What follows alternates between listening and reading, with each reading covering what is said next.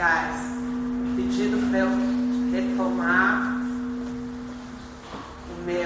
a minha linha de raciocínio estava conectada com a questão de se eu requalifico a energia, isso para de fato de reverberar no campo. Então, depende do núcleo que você está trabalhando.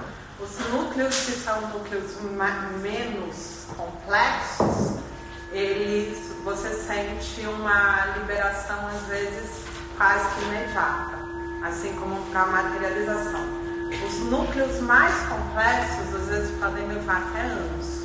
Então eu já tive núcleos familiares que eu trabalhei por mais 7 anos, até conseguir ter uma grande liberação.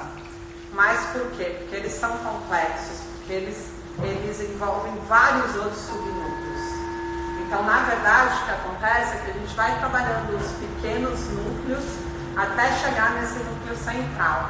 E esse núcleo central, geralmente, é aquele desafio maior que a gente tem na vida e é um núcleo que a gente desconhece, na verdade, geralmente. Então, a gente começa a trabalhar pequenos núcleos e depois a gente chega nesse central que se revela. No momento que ele se revela, ele vem com uma complexidade muito grande, porque ele envolve várias realidades de padrões de repetição, né? Não só essa realidade. Então, esse núcleo, quando ele se revela, ele é sempre bastante desafiador e ele pede muito mais persistência. Só que quando você tem a liberação do núcleo, se for, de repente, um núcleo relacionado à violência, você vai ter uma grande briga, uma grande explosão violenta e aquilo acaba, né? Então, geralmente, quando a gente está liberando um núcleo, o ápice da liberação é o agravamento máximo. Então, a pior briga que eu já tive, a pior doença, a pior crise que eu já tive dentro do meu padrão de vibração no nível físico de doença. Então, geralmente, vem um agravamento muito intenso para a liberação. E é só trabalhar com energia? Não, gente, porque no nível da consciência, primeiro eu tomo consciência, depois, ou eu aplico energia para tomar consciência. Tomo consciência e depois eu preciso ter uma ação. A ação é necessária porque a gente vive a realidade física, e na realidade física a ação é necessária. Então eu vou ter uma liberação no nível emocional, uma liberação no nível mental, mas eu vou ter que ter uma liberação no nível das ações também, que é no nível físico. E aí eu tenho que mudar as minhas ações, mudar os meus comportamentos.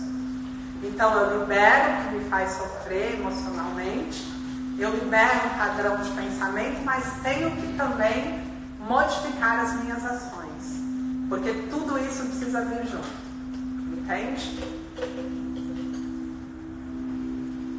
Então eu não acredito muito nessa história de você vai passar por uma sessão e aí na medida que você vai dar o comando você já liberou, não é assim. Pelo menos na minha vida nunca foi. Eu já dei milhares de vezes o comando e nada liberava. Mas é importante dar o comando também. Mas você tem que trabalhar em todos os níveis, não só em um nível. Um único nível não é suficiente para liberar tudo, porque isso tudo está arraigado em várias áreas já. Você pode dar um comando para te auxiliar para tomar uma ação? Você precisa dar o comando porque você está trabalhando no nível mental. Aí você tem que fazer o trabalho no nível emocional, vibracional. E você tem que fazer o trabalho no nível físico, né? Então você tem que fazer tudo isso, não só uma coisa. Não, eu digo, quando você não consegue, por exemplo, visualizar, quando você pode tomar atitude. Você pode dar o comando para que essa atitude... Você pode trabalhar com energia, pedir para a energia Reiki que ela traga situações claras para que você consiga agir, né? Então nessa hora a gente usa energia. Em relação a ataques específicos que a gente sofre quando a gente vai manter esses padrões, é até complicado falar sobre pelo menos para mim, porque eu não sei se isso é um assunto só ou se são assuntos separados, energias e essa questão de espíritos, porque eu já tive alguns ataques de sonho que eu sentia um peso enorme e aí eu falava, estava para a luz e saía. Aí foram vários, até que chegou num ponto que eu não consegui, eu sentia muito medo, eu estava com a consciência que eu falava assim, se eu acordar, isso vai passar, então eu posso acordar, eu não sei. Mas O medo é a base dos ataques. Você só recebe ataque se você tem medo, senão você não recebe ataque. E qual é o meu medo?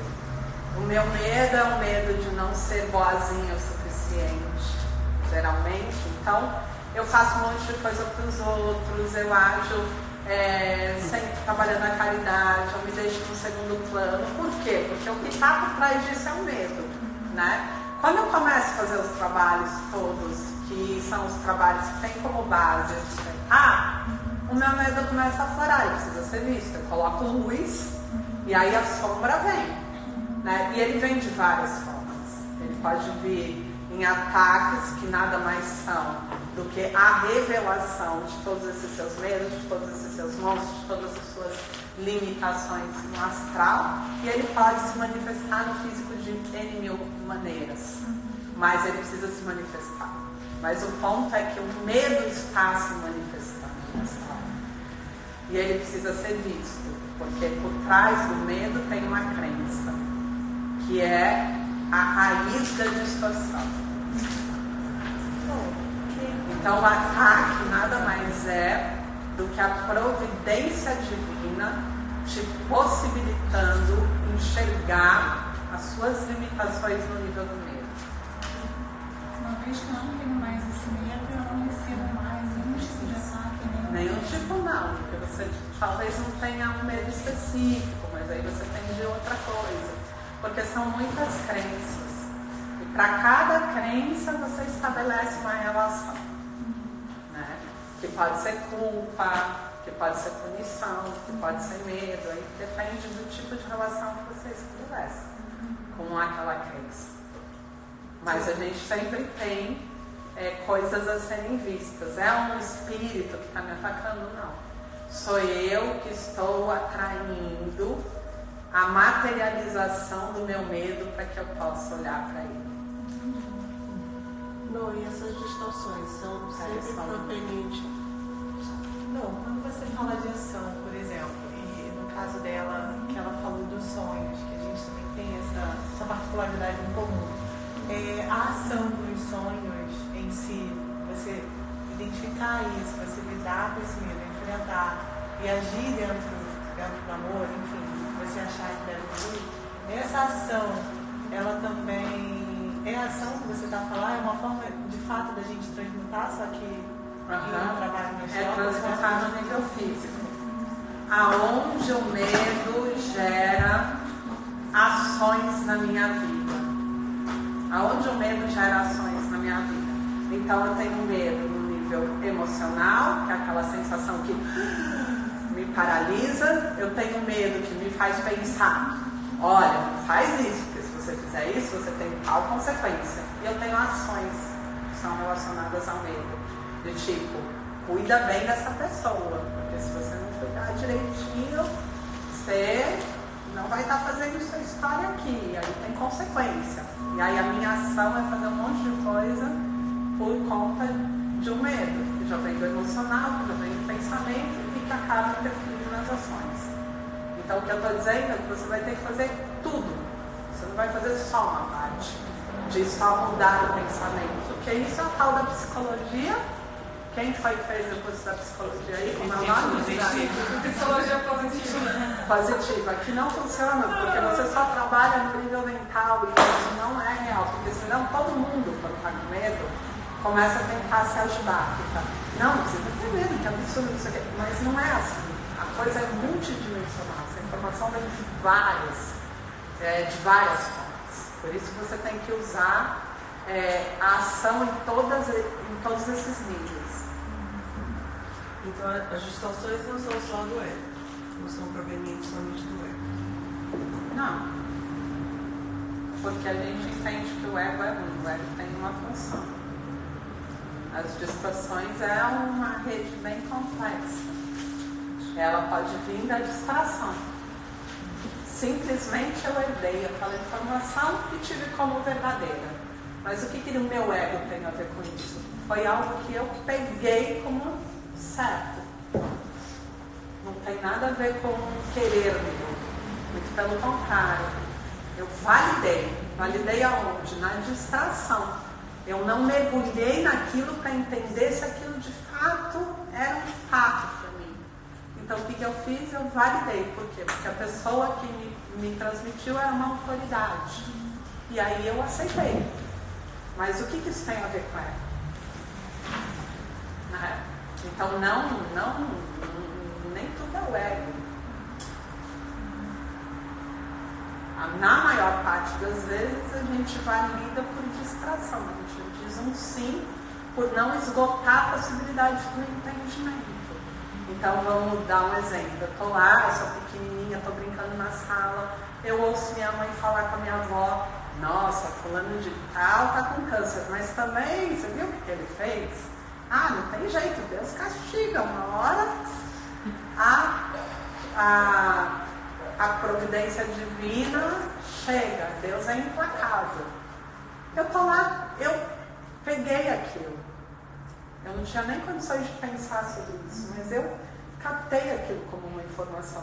Depois eu vou em um outro lugar e uma outra pessoa de autoridade, pode ser um professor, vira e no meio do processo ele diz para o aluno: tá, você está fazendo isso com fulano, mas tudo que a gente faz volta, porque Deus está vendo. Eu fui lá, outra figura de autoridade. E o que está sendo construído em mim? Que existe um Deus punitivo que tudo vê e castiga. E que algumas ações são ruins, como fazer alguma coisa que eu gosto ou que eu quero, sem pensar no outro primeiro. Então eu vou construindo isso a partir de algo que é inconsciência. E eu vou dizendo sim.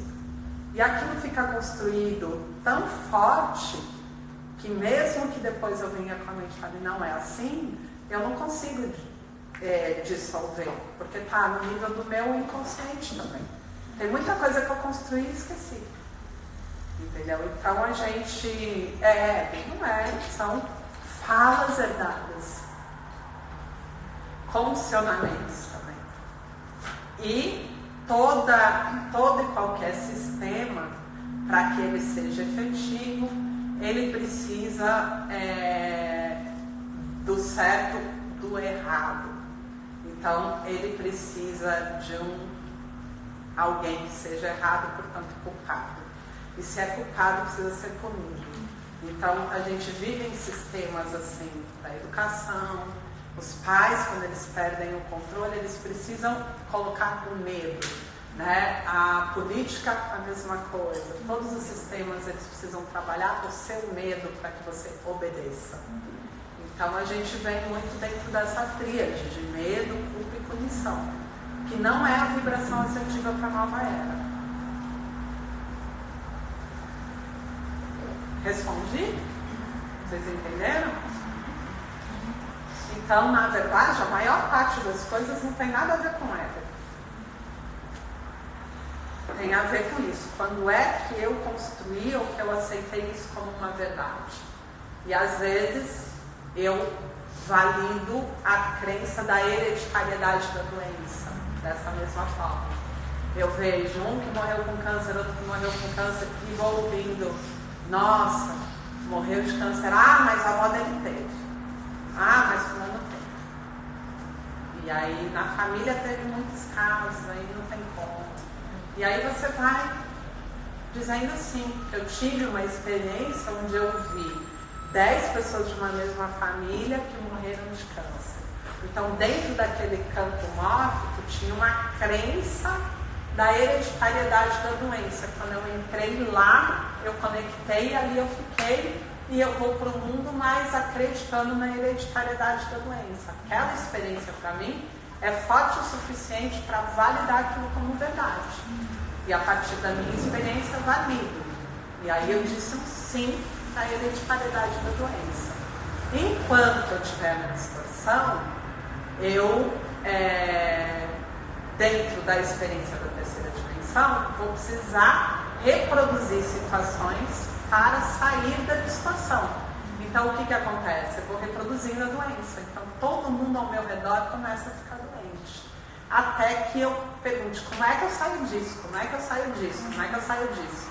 E vou buscar caminhos alternativos para sair disso. Muitas vezes eu reproduzo a doença. Assim, dessa forma. E nessa busca individual e sozinha da saída, você consegue ou você precisa de ajuda? Depende do caso. No caso, quando você teve câncer, você teve ajuda de um médico?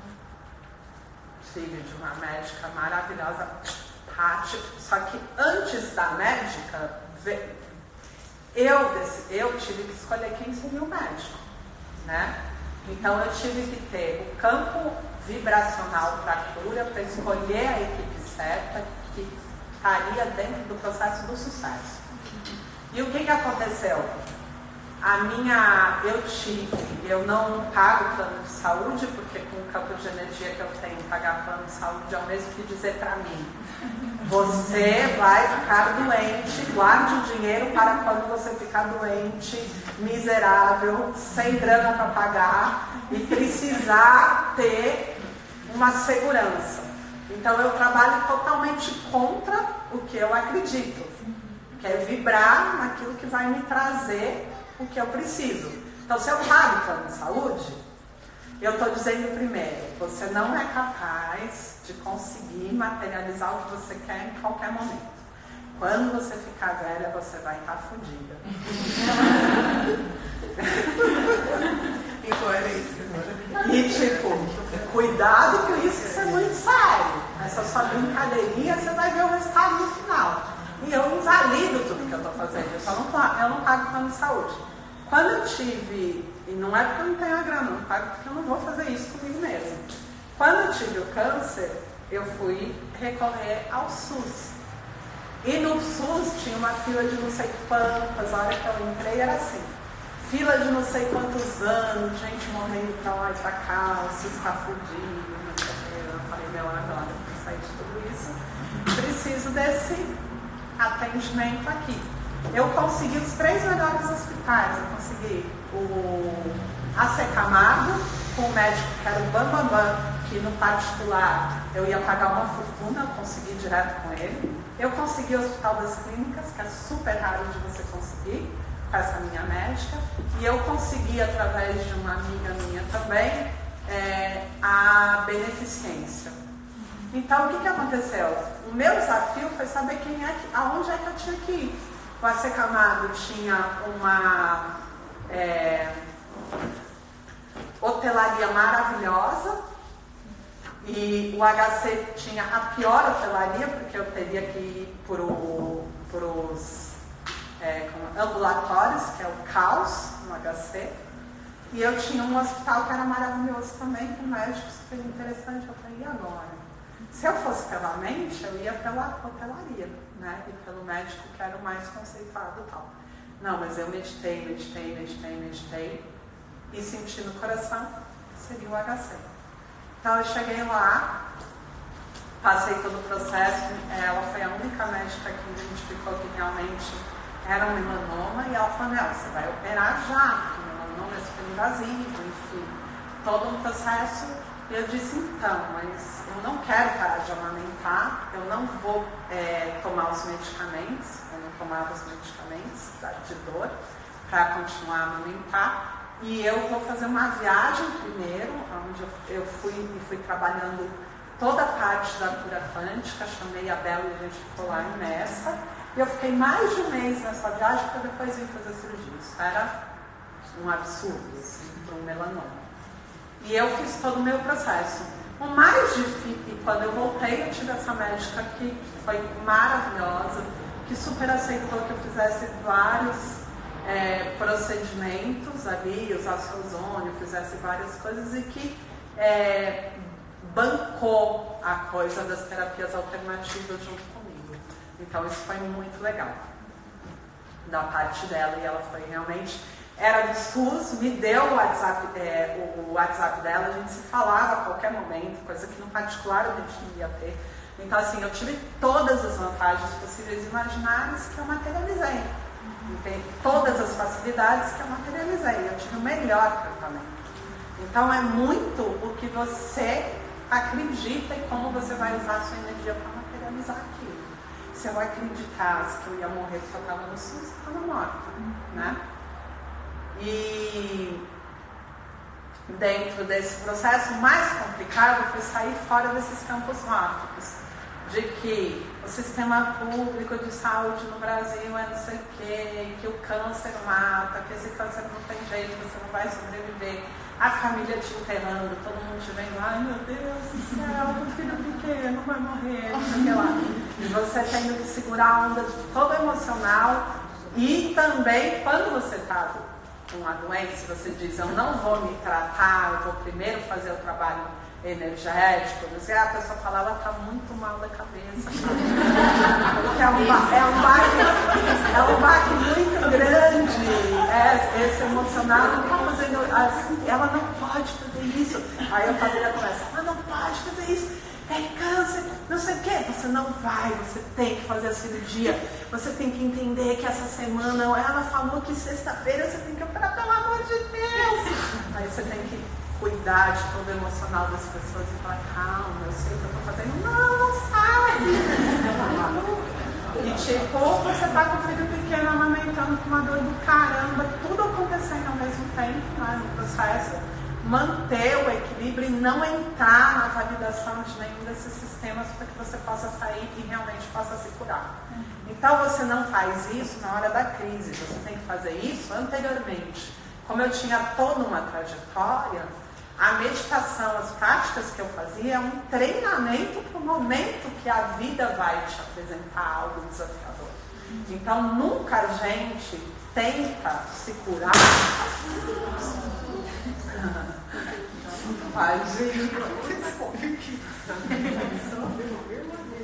Essas garrafas de vidro são boas, mas acontece isso mesmo. Mas elas são as melhores, não desista delas. A gente não pode tentar, no momento da crise, trabalhar tudo isso, porque é difícil. Naquela hora são muitas e muitas questões. Então, por que muita gente não consegue se curar? Porque ela vai começar o processo da cura no momento do agravamento. No agravamento você não se cura. No surto você não se cura. Não dá. Você tem que sair do surto para fazer toda uma trajetória da cura, né? Então, eu já tinha um caminho trilhado antes. Então, eu tinha condições ter uma mente, já trabalhava na meditação, já tinha toda uma estrutura estabelecida para isso. Já tinha quebrado a crença da doença, já não validava mais a doença, já sabia que a doença não existia, sabia que eu estava passando pelo processo que era para eu ter esse registro da cura, o caminho da cura no meu campo. Então eu estava muito segura, eu já tinha estabelecido a segurança antes de estar na doença. Dentro da doença você não consegue.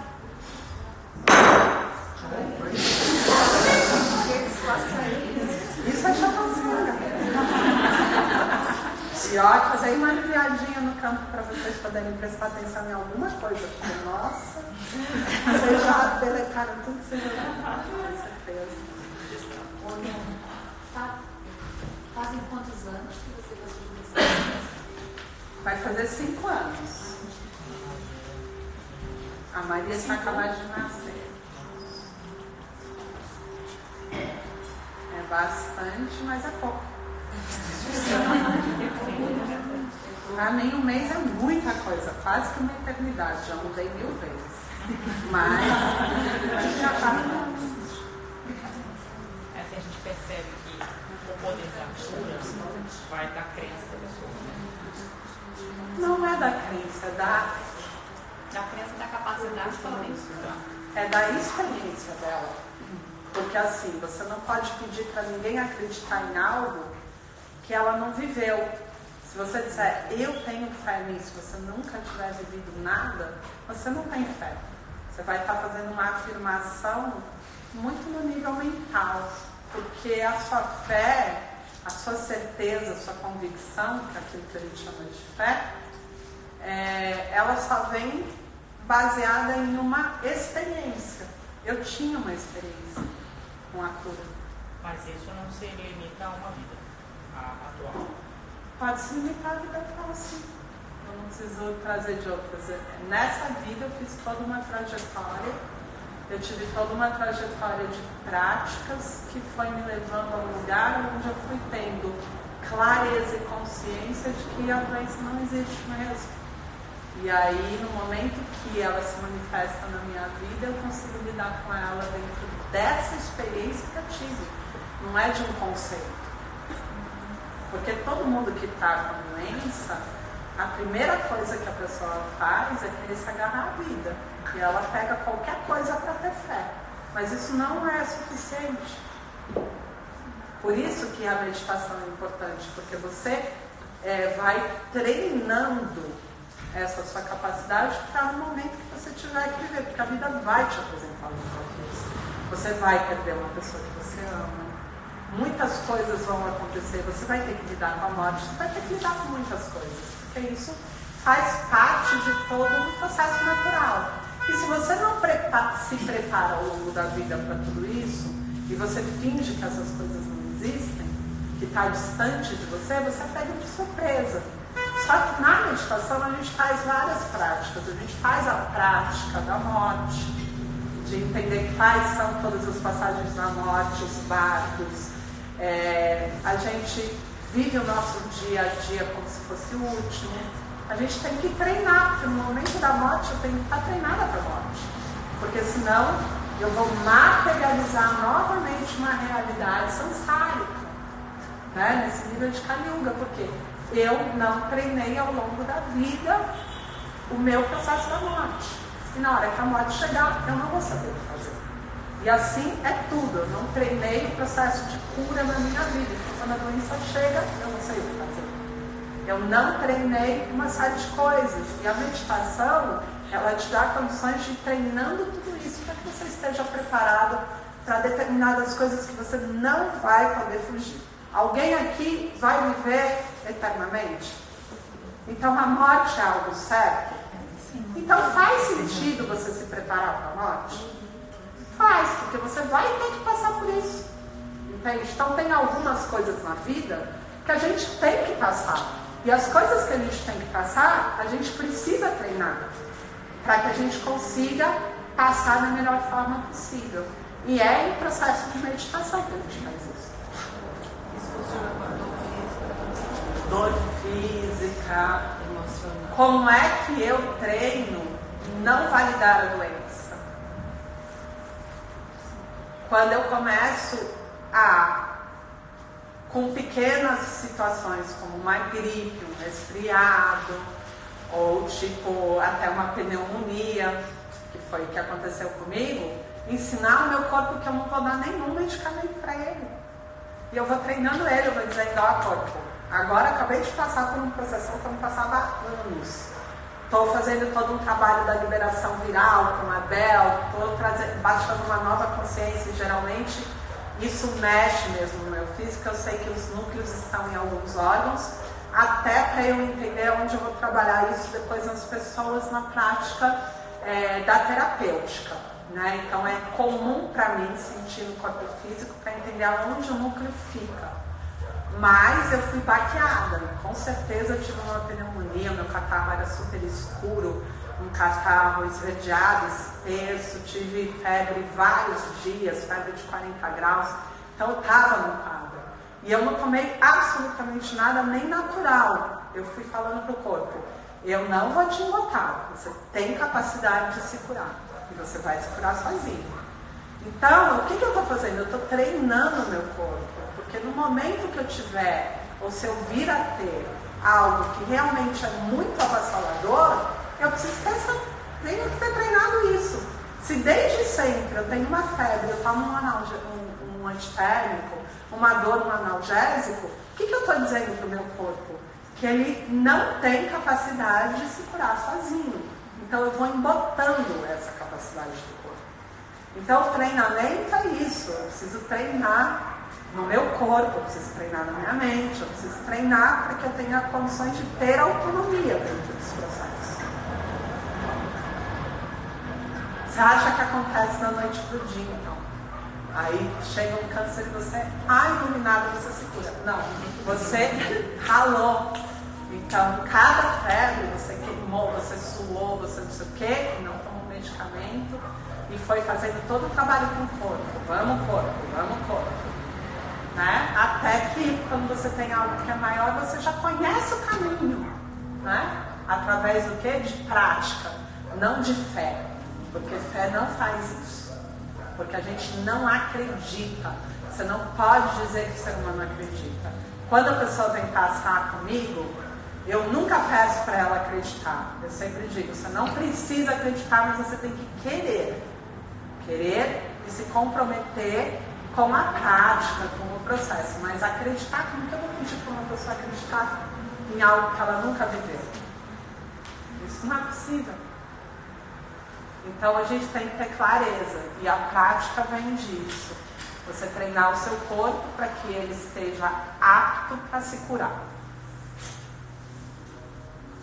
E com o Reiki você consegue ir se curando só com energia. Só informando de forma vibracional o corpo qual é a vibração assertiva, qual é a onda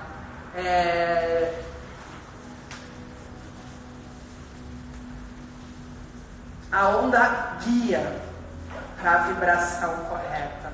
Então o corpo vai seguir aquela onda. Então você aplica a energia, você informa qual é a energia e o corpo segue. Então, é muito importante a gente abrir mão dos medicamentos e começar a se trabalhar energeticamente para esse treinamento.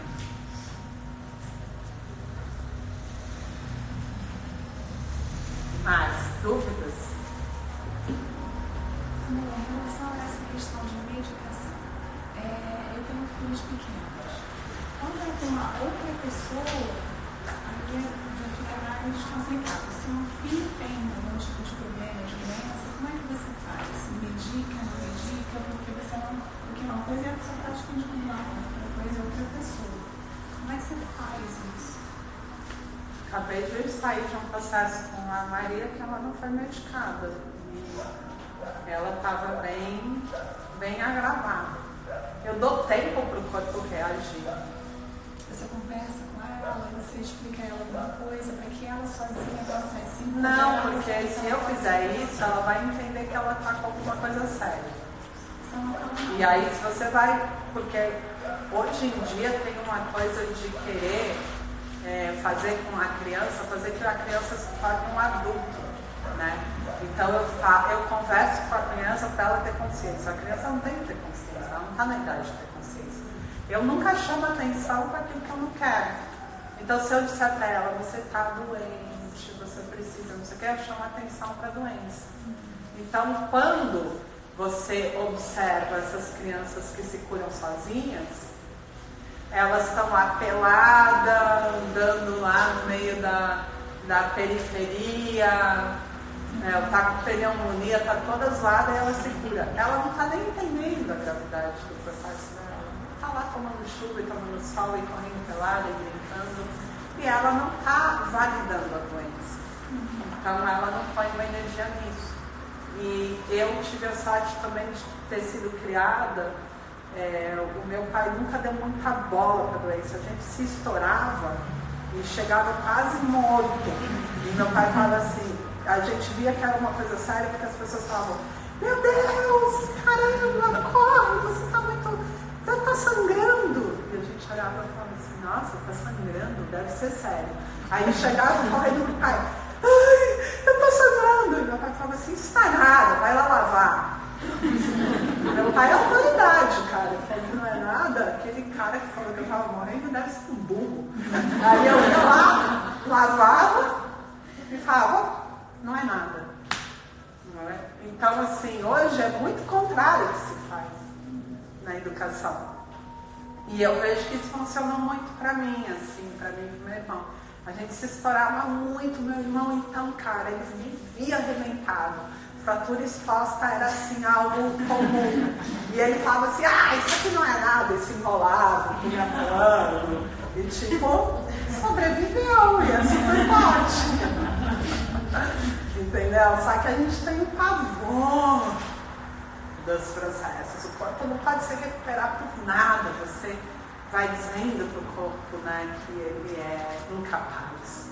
Mas é engraçado que é como se a modernidade trouxesse pra gente essa amnésia de que a gente não é capaz de se curar. Porque antigamente não existia essa quantidade de remédios que existe hoje.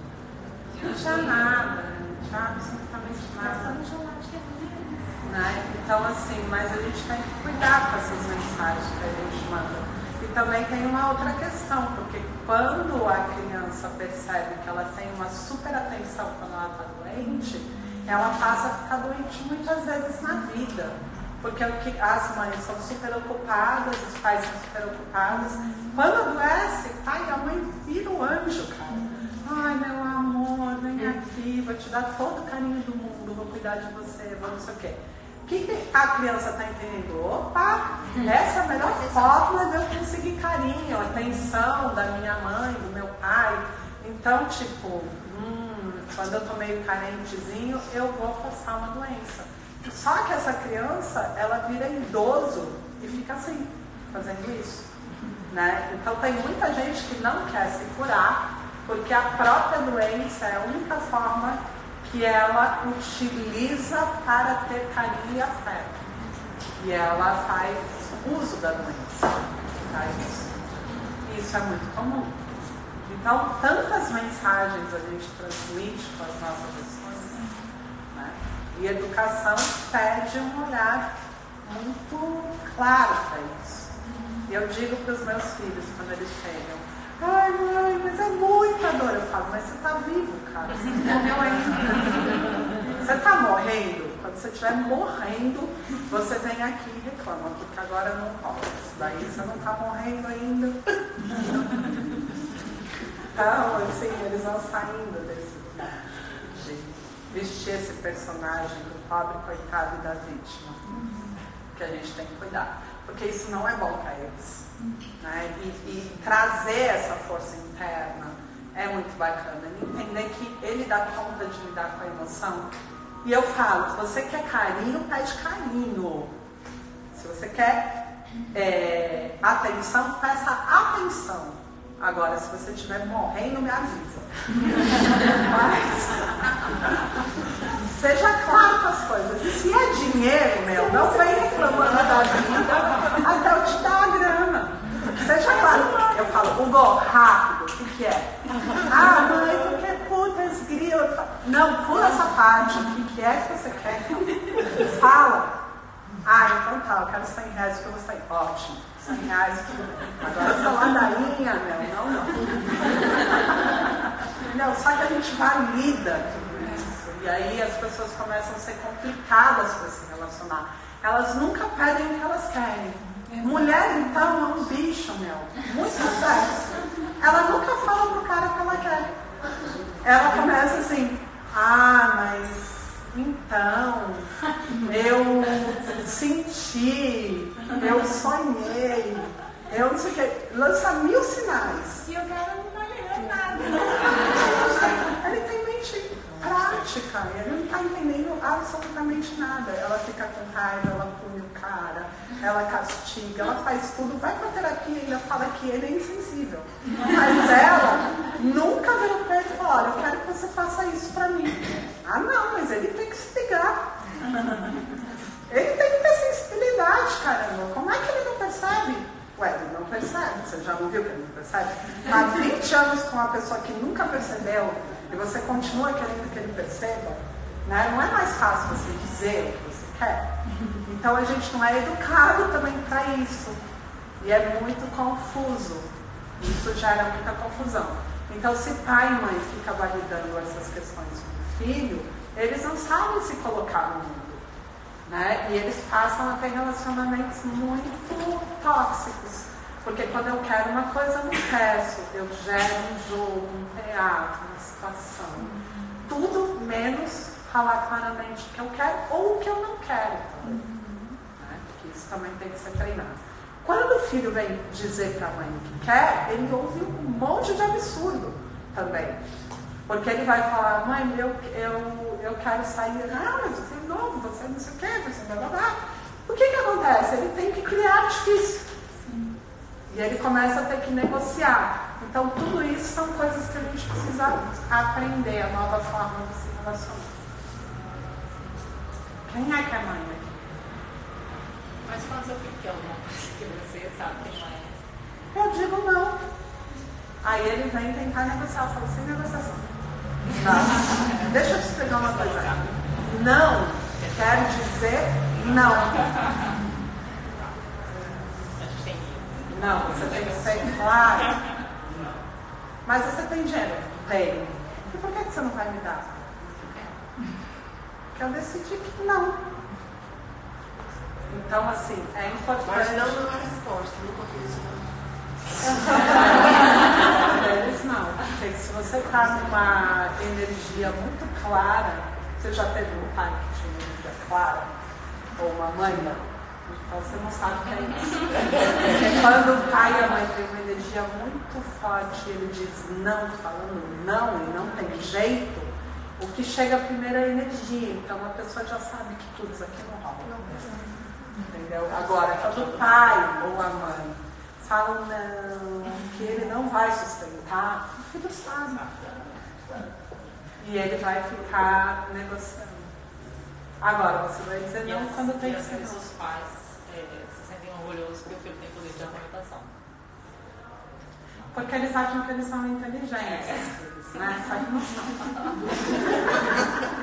Os pais são menos ainda porque são inteligentes. Nossa, não consegue me convencer. Mas, enfim, cada um na sua, né? Cada um com a sua experiência. Mas eu acho que é importante que o não seja não e o sim seja sim. Né? Você não vai dar só um não para o seu filho, mas você tem que saber que tem alguns momentos que o não tem que ser não. Isso tem que ficar claro para ele, que quando é não, é não. E não é porque eu estou sem tempo, porque eu estou... Ai, agora aqui encheção de saco, que quer que você vai me pedir de novo, porque se for dessa forma você já invalida, né? Você precisa realmente ouvir tudo, né? Dar a possibilidade da pessoa conversar com você, de explicar tudo, e você ter a possibilidade de falar no momento em que ele percebe que você está dando atenção para aquilo, que você realmente está dentro daquela situação e não só não enche o saco. Sai daqui porque agora eu estou fazendo uma coisa que é mais importante do que você. Que é bem diferente. Isso sim gera revolta. Porque o que chega primeiro é a energia e a motivação. O que mais? Vocês tinham tantas questões, agora não tem mais nenhuma. Para a gente já finalizar. Eu tenho uma pergunta. Que você falou sobre os padrões de nutrição. Que você falou que normalmente, quando ele vai se desfazer, é um momento de explosão. Mas é que você está, por exemplo, você está trabalhando a não violência. E daí você consegue desfazer essa não violência com essa explosão? Ou você já desfez desse? Violência é uma coisa só. Você pode estar vibrando na polaridade da vítima, aquela que sofre a violência, ou na polaridade do algoz, que é aquele que pratica a violência. Tanto um quanto o outro está na mesma energia, só em polaridades diferentes. Então o que eu vou trabalhar é violência. Eu busco muito a não violência porque eu tenho um conceito de que a violência é muito ruim, é muito negativa, gera sofrimento. Eu estou na distorção quando eu acredito nisso também. E o que eu vou desencadear? A violência no ápice. Mesmo que eu esteja vibrando a não violência, porque eu vou atrair a outra polaridade. Né? Quando eu experiencio a violência, de repente eu curo a distorção de achar que é muito ruim, que gera sofrimento, que é uma coisa inadmissível, porque eu começo a olhar para ela a partir da experiência como algo que acontece no ser humano. E que tudo bem, e que vai ter momentos na vida que eu vou estar mais violento, ou que eu vou estar mais agressivo. Isso não significa que eu não possa voltar para o caminho do meio, porque eu vou transitar nas polaridades, a gente vive uma realidade que é dual, isso significa que sempre a gente está nas polaridades, e o caminho do equilíbrio é o caminho do meio, onde eu não estou vibrando nas polaridades. Quando eu estou no caminho do meio, quando eu entendo que tudo bem ser violento, que tudo bem ser vítima, que faz parte de uma experiência para a consciência. Quando eu estou nisso, nada tem essa importância absurda, eu não estou nem aversivo e nem apegado a nada, porque nada é tão bom e nem nada é tão ruim. Toda experiência me traz alguma coisa como resultado. Então eu vejo, nossa, ele está agressivo. Ok, a experiência dele não significa que ele vai continuar agressivo, pode ser que ele se cure através dessa experiência de agressão. Ele está vítima, que saco, porque a vítima é tão violenta quanto o agressor. Porque a vítima, ela fica instigando o agressor. Você já viu aquela pessoa que é muito vítima? Ela chega assim, oi, e você já começa a sentir raiva. Raiva dessa pessoa. Aí você olha pra ela, ela não tem tanginha. Aí você fala, meu, por que eu tô com raiva dela? Porque ela está instigando em você aqui. Você fala, minha filha, reage! Reage na vida! Quando você está vendo, a pessoa está chorando e você está brigando com ela. Você fala assim, meu, mas olha o que você está fazendo! Para de chorar! Quem é que virou o algoz? Você, porque como ela está na vítima, não tem como essa energia para você ter o equilíbrio, você vai ser mais agressivo. Entendeu? Ela te instiga a subir a energia, porque vocês precisam, se ela está muito baixa, você vai vir aqui, porque no geral você está equilibrando essa energia. Além de você na macro-gravidade, você está equilibrando essa energia. E tem gente que é assim mesmo, começa, você quer bater. Não pode, como eu sou ruim, cara. A mulher tá mal, por que eu tô com raiva dela? Porque é uma questão de equilíbrio energético. É mais fácil a gente lidar com o algoz do que com a vítima, porque a vítima faz você ficar violento.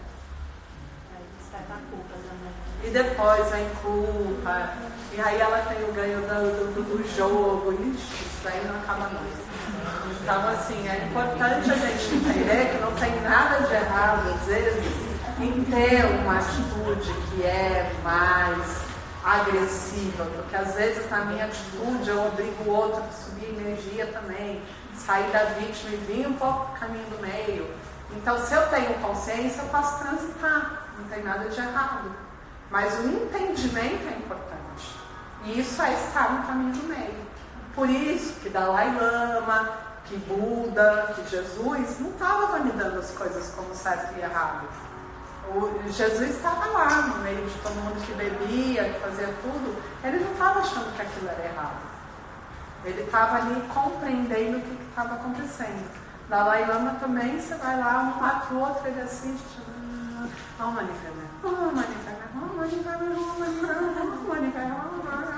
Ele está tão consciente do que está acontecendo naquela experiência que aquilo não está fazendo ele ter uma reação de não, eu vou lá porque eles não podem brigar de jeito nenhum, isso é não violência. Ele não está como um ativista do processo. Ele tem uma compreensão que aquela experiência vai trazer um resultado para os dois. Mas isso está integrado, porque ele viveu isso, experienciou isso, exercitou isso, né? Então, quando a gente está assim, a gente está no caminho do meio, na equanimidade. Você é equânime, nem melhor, nem pior, nem certo, nem errado. Eu também não preciso ser melhor do que ninguém. Por quê? Ser melhor. Eu também posso ser pior. Vão existir pessoas melhores que eu, ótimo. Pessoas mais bonitas, mais inteligentes. Que bom, eu quero aprender com elas alguma coisa. Então, né? Eu não preciso estar na competição que é o resultado dos jogos polares.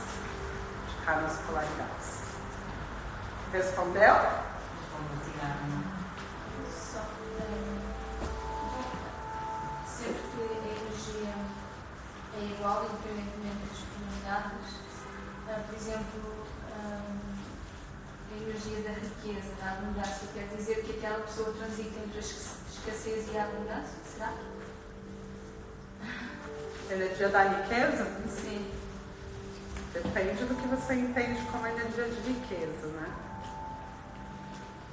Sim, geralmente o que vai acontecer? Se eu estiver numa polaridade, eu vou atrair o outro que está na outra polaridade.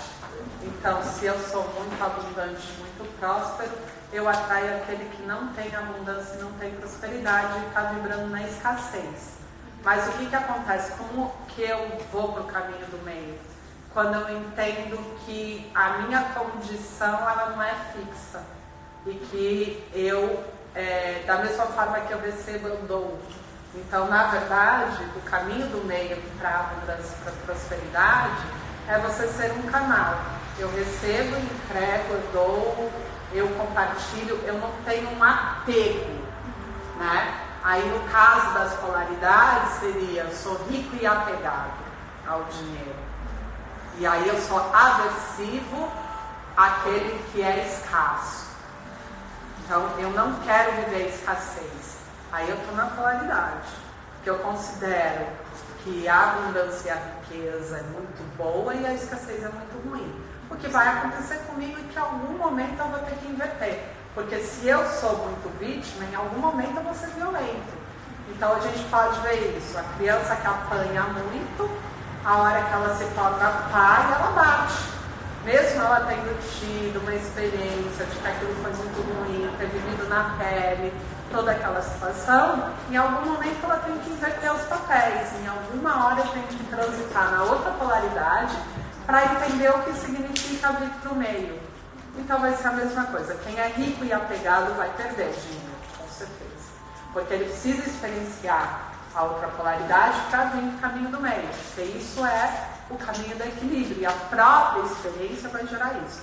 Agora, se eu sou abundante e eu não sou apegada, e eu entendo que em algum momento eu posso ter o dinheiro, em algum momento eu posso não ter o dinheiro, eu vou estar sempre nesse fluxo constante que é a natureza de receber aquilo que se quer, aquilo que é seu por direito. Esse é o caminho do meio.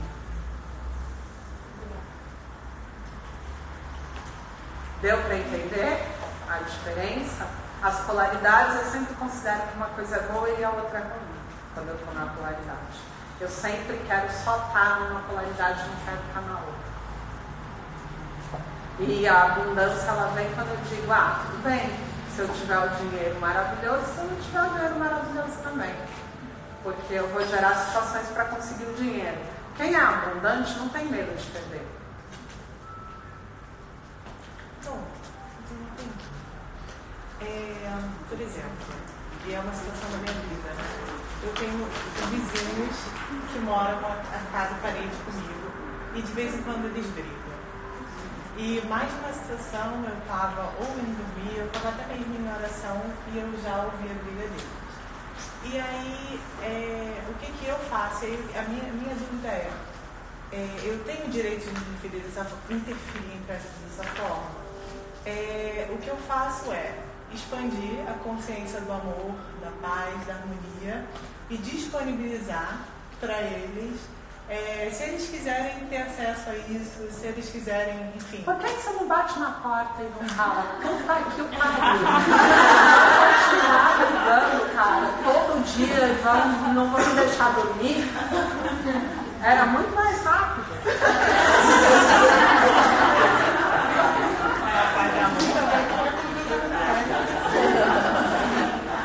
O que você quer com isso? Você quer dormir em paz e não quer ninguém brigando? Então você tem que entender o que você quer.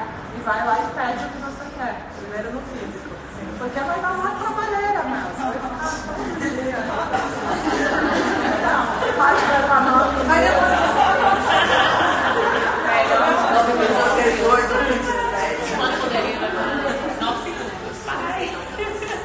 Às vezes a gente usar da própria energia é bom. Às vezes a gente cai em outra, é bom. Porque você tem uma condição aí cristalizada de que é muito ruim a briga, tá vendo? Sim. E aí o que você faz? Fica vibrando numa polaridade. O que vai acontecer? Eles vão brigar cada vez mais, porque você está na outra polaridade. Você está sustentando o amor e a paz, porque a briga não é boa, porque não sei o que, né? Você está numa polaridade, você está obrigando eles a ir para outra polaridade. Às vezes, sabe o que você tem que fazer? Ir lá e falar assim, cara, que bosta! Não aguento mais! Isso é a cura para você também, porque você não se permite fazer isso. Porque isso é muito ruim, isso é inconsciente, isso é não sei o quê, entendeu? Você está numa polaridade. Que a gente pode usar qualquer coisa. Essa crença da gente ser bom, porque se você não curar isso, você vai sempre atrair situações. Então, aproveita ficar na linha e continuar, por exemplo. Não, seria bom você bater na porta.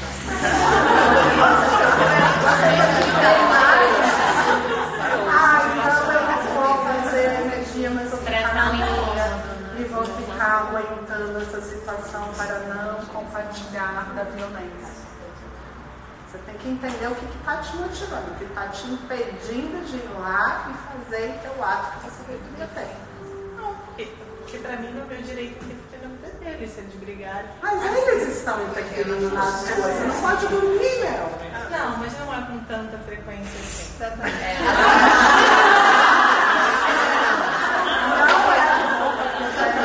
E ela está trazendo dentro de um curso de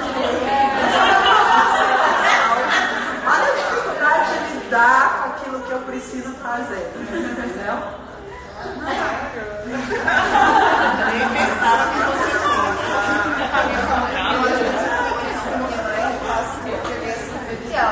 Tudo bem, tu sabes que vocês têm que ter respiração e calma, mas é que isto calma, não sei o que. Não, tem que ser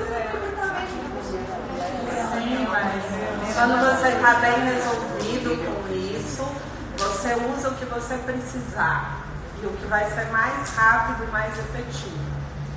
Bom, não tem problema nenhum. Qual o problema de você ir lá e falar um monte de coisa? não tem nada que falar pra ele, não. Fala do seu. Eu falaria, meu, eu quero dormir e essa brincadeira vai acabar. E depois à noite você não precisa fazer a verificação desse dia. Eu posso até fazer. Eu já resolvi isso. E tá tudo certo. A gente tem que conseguir colocar os limites e a gente tem que ter ação no físico, tá vendo? Quando a gente vai pro caminho espiritual, é quase que uma fuga, para que a gente não tenha as ações no físico. É isso que a gente está falando. Já é uma confusão, você se confunde nesse sentido. A gente acha que resolve tudo lá e não precisa fazer nada. Isso, eu fico 20 anos resolvendo só no astral e não falo nada com meu pai, porque melhor.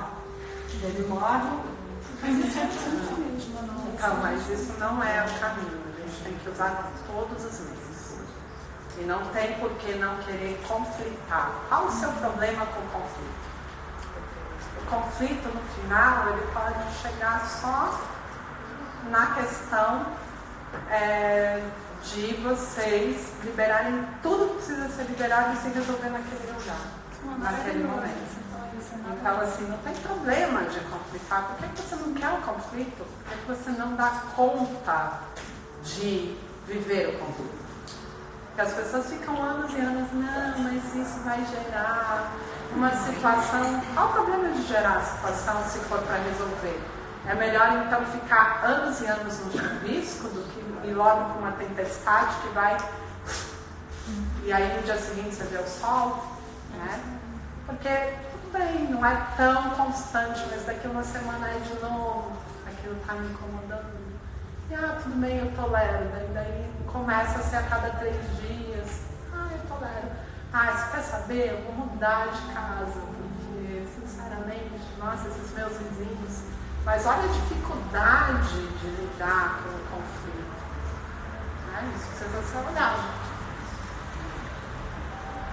É muito difícil. Porque, como é que você sabe? Tem o negócio da autorresponsabilidade. O que é meu e o que é do outro? É meu querer dormir